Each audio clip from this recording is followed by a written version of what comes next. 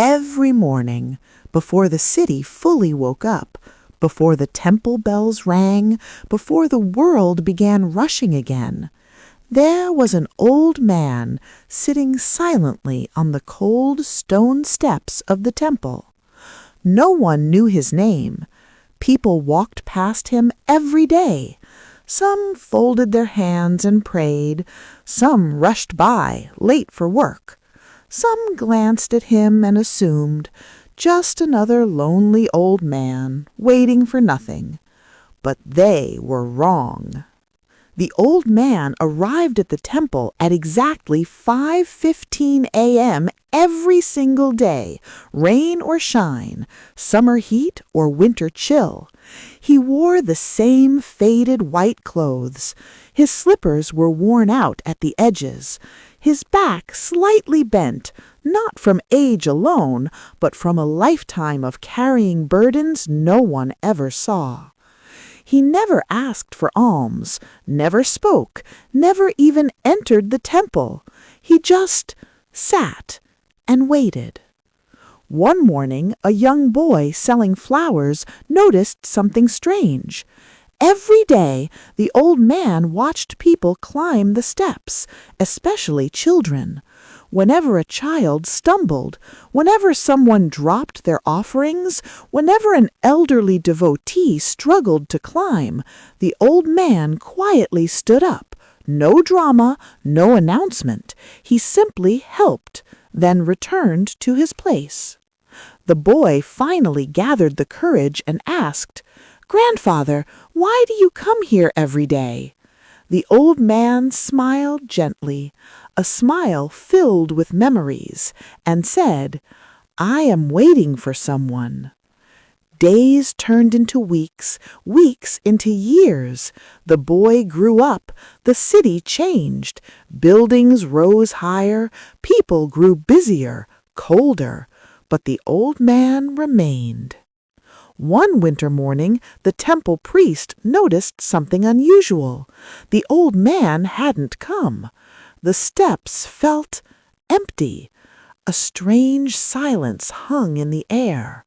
Later that day, news spread quietly. The old man had passed away in his sleep. No family came forward. No rituals were planned. Just silence. But that silence didn't last long. The next morning, a black car stopped outside the temple, then another and another. Well-dressed men and women stepped out, doctors, engineers, teachers, social workers, all with tears in their eyes. They stood on the same temple steps and bowed. The priest was confused.